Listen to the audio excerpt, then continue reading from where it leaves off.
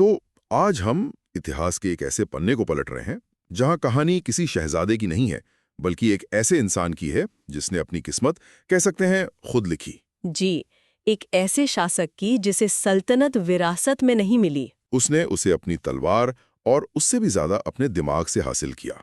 हमारे पास जो स्रोत है उसका शीर्षक है शेर शाह सूरी की कहानी, और ये दस्तावेज हमें फरीद खान नाम के एक लड़के से लेकर हिंदुस्तान के शहंशाह बनने तक के सफर पर ले जाता है। और आज हमारा मकसद सिर्फ तारीखें और लड़ाइयाँ दोहराना नहीं है, है ना?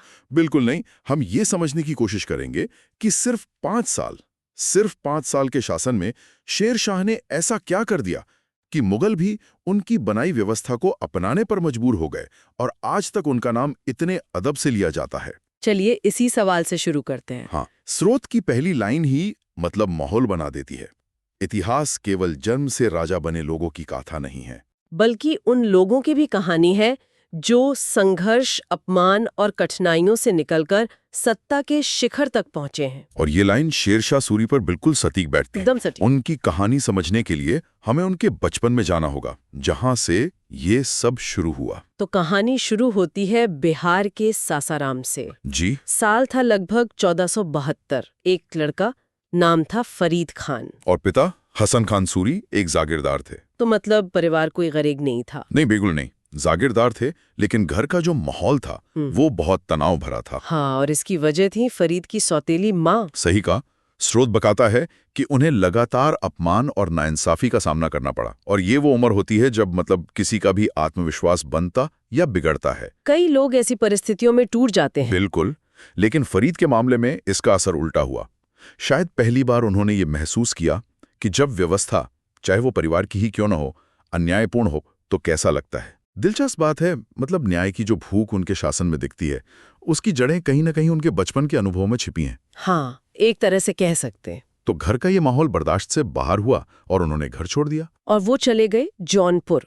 और हमें ये याद रखना चाहिए कि जौनपुर उस वक्त कोई मामूली शहर नहीं था। उसे शिराज हिंद कहते थे, है ना? जी, भारत का शिराज, शिक्षा और संस्कृति का बहुत बड़ा केंद्र था। वहां जाकर फरीद ने सिर्फ किताबी तालीम ही नहीं ली, बल्कि प्रशासन और युद्ध कला की बारीकियां भी सीखी। उन्होंने समझ लिया था कि अगर अपनी पहचान बनानी है तो सिर्फ जागीरदार का बेटा होना काफी नहीं है। और फिर वो मौका आया जिसने उनकी पहचान हमेशा के लिए बदल दी। शेर वाली घटना। हाँ, बिहार के सूबेदार के यहाँ काम करते हुए उन्होंने अकेले ही एक शेर का शिकार कर डाला। ये सिर्फ एक बहादुरी का कारनामा नहीं था, अगर आज की भाषा में कहें तो ये एक जबरदस्त ब्रांडिंग एक्सरसाइज थी। हाँ, सही है। उस दौर में जहां आपका नाम आपके खानदान से जुड़ा होता था, वहां फरीद ने अपने दम पर एक नया नाम कमाया, शेर खान। शेर खान। ये नाम उनकी ताकत का, उनकी महत्वाकांक्षा का प्रतीक बन गया। अब वो सिर्फ एक जागीरदार के बेटे नहीं थे, वो शेर खान थे। और इसी नाम ने उनके लिए दिल्ली के दरवाजे खोलने में बड़ी भूमिका निभाई। तो एक तरह से फरीद का शेर खान बनना सिर्फ एक घटना नहीं थी, ये एक ऐलान था। ऐलान था कि अब एक नई ताकत मैदान में उतर चुकी है। और उस वक्त दिल्ली के तख्त पर कौन था? मुगल बादशाह हुमायूं। जी, बाबर ने एक बहुत बड़ा साम्राज्य खड़ा किया था। लेकिन लगता है हुमायूं उसे संभालने के लिए मतलब तैयार नहीं थे। स्रोत में हुमायूं के लिए आराम प्रिय शब्द का इस्तेमाल हुआ है। हाँ। लेकिन बात उससे ज्यादा गहरी है।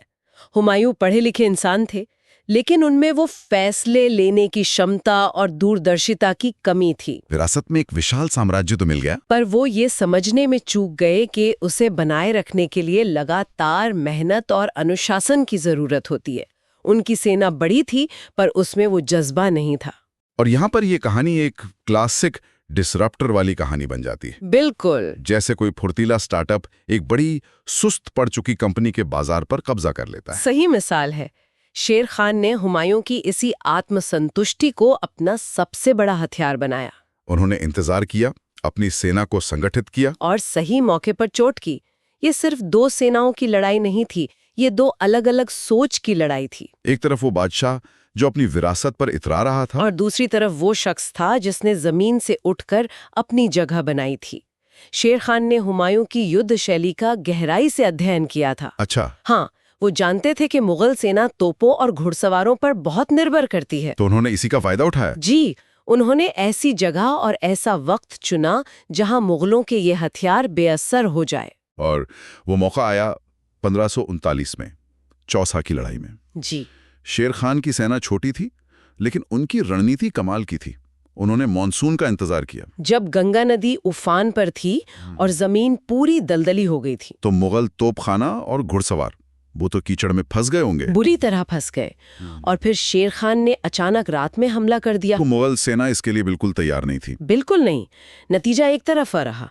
हुमायूं को तो अपनी जान बचाने के लिए घोड़े समेत नदी में कूदना पड़ा। और कहते हैं कि एक भिश्ती की मदद से उनकी जान बची थी। जी।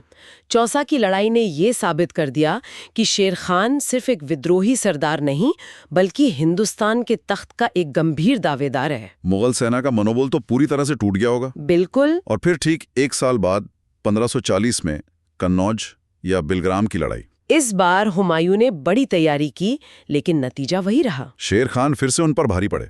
हाँ, उन्होंने मुगल सेना को एक ऐसी तंग जगह पर लड़ने के लिए मजबूर किया जहां उनकी बड़ी संख्या ही उनके लिए मुसीबत बन गई।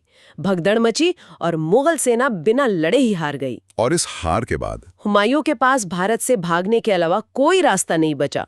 वो सालों तक सिंध और फारस में भटकते रहे।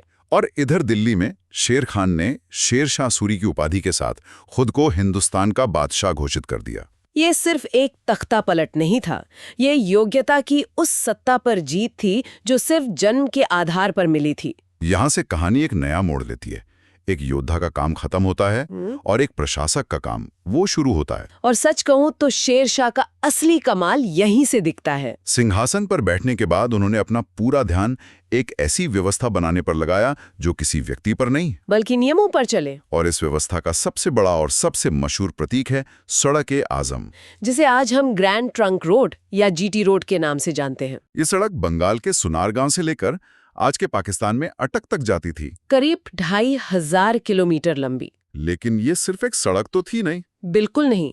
स्रोत के मुताबिक हर 2 कोस यानी लगभग 8 किलोमीटर पर एक कोस मीनार बनाई गई थी ताकि दूरी का पता चले, और यात्रियों के लिए हर कुछ दूरी पर सराएं थी। और ये सराय सिर्फ रुकने की जगह नहीं थी। नहीं, वो एक पूरा इकोसिस्टम थी। हिंदुओं और मुसलमानों के लिए अलग अलग रहने और खाने का इंतजाम, जानवरों के लिए पानी और चारा। तो इससे व्यापार बहुत सुरक्षित और आसान हो गया होगा। बहुत ज्यादा। व्यापारी बिना किसी डर के सफर कर सकते थे। और यही नहीं, इन्हीं सरायों से एक संगठित डाक व्यवस्था की शुरुआत हुई। अच्छा। हाँ, हर सराय में 2 घोड़े हमेशा तैयार रहते थे ताकि शाही फरमान या जरूरी संदेश तेजी से एक जगह से दूसरी जगह पहुंचाए जा सकें। मतलब ये उस जमाने का हाई स्पीड कम्युनिकेशन नेटवर्क था। एक तरह से बिल्कुल। तो ये सड़क और सराय तो साम्राज्य के हार्डवेयर जैसे थे जो सबको जोड़ रहे थे। लेकिन इस सिस्टम का सॉफ्टवेयर क्या था? मतलब लोगों का भरोसा कैसे जीता? इसका जवाब उनकी 2 और बड़ी कामयाबियों में छिपा है। पहली, मुद्रा यानी करेंसी में सुधार। वो कैसे? शेर शाह से पहले सल्तनत में अलग अलग वजन और शुद्धता के सिक्के चलते थे। इससे व्यापार में बहुत भ्रम होता था। शेर शाह ने इसे बदल दिया।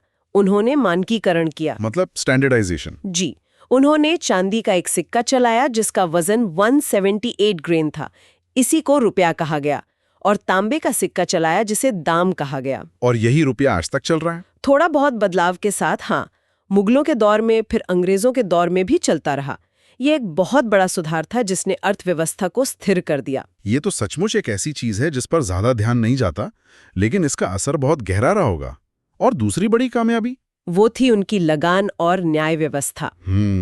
शेर शाह ने ये समझा कि साम्राज्य की असली ताकत उसके खुशहाल किसान हैं।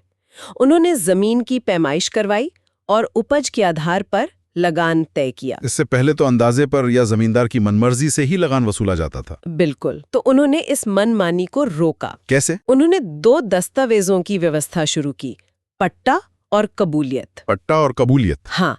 पट्टा एक सरकारी दस्तावेज था जिसमें लिखा होता था कि किसान के पास कितनी जमीन है और उसे कितना लगान देना है। और कबूलियत? कबूलियत किसान की तरफ से एक सहमति पत्र होता था कि वो इस शर्त को मानता है।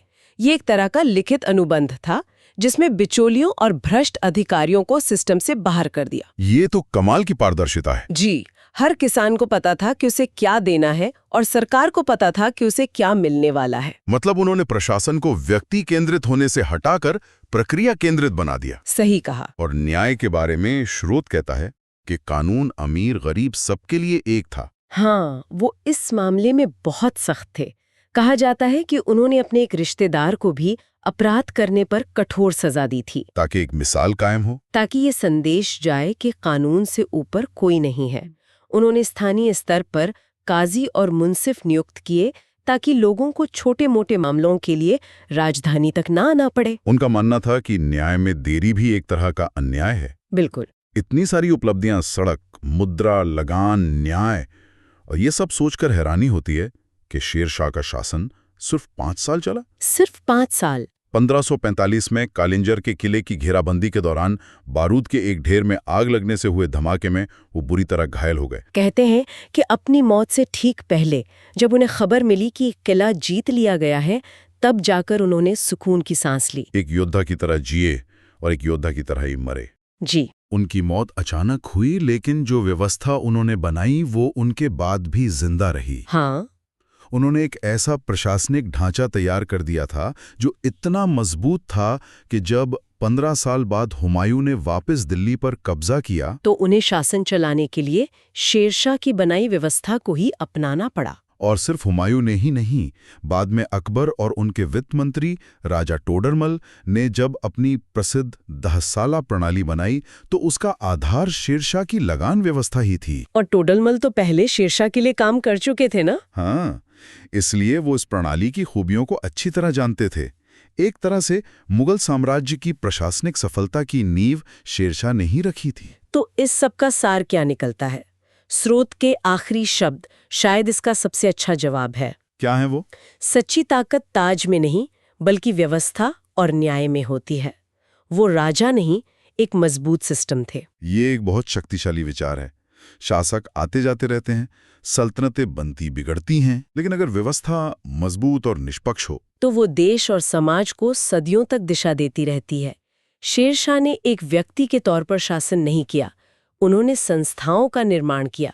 तो आज हमने देखा कि कैसे सासाराम का फरीद खान अपने हुनर और मेहनत से शेरशाह सूरी बना, और कैसे उसने सिर्फ 5 साल में वो कर दिखाया जो बड़े बड़े बादशाह दशकों में नहीं कर पाए। उनकी कहानी साबित करती है कि नेतृत्व जन्म से नहीं, कर्म से बनता है। ग्रैंड ट्रंक रोड से लेकर रुपए की शुरुआत तक उनकी विरासत आज भी हमारे जीवन का हिस्सा है। उनकी कहानी हमें ये भी सिखाती है कि असल विरासत इमारतें या मकबरे नहीं होते, बल्कि वो व्यवस्थाएं होती हैं जो आने वाली पीढ़ियों की जिंदगी को बेहतर बनाती हैं। और यहीं पर एक जरूरी सवाल उठता है जिस पर हमारे श्रोताओं को सोचना चाहिए। हाँ, स्रोत कहता है कि शेरशाह एक व्यक्ति से ज्यादा एक व्यवस्था थे।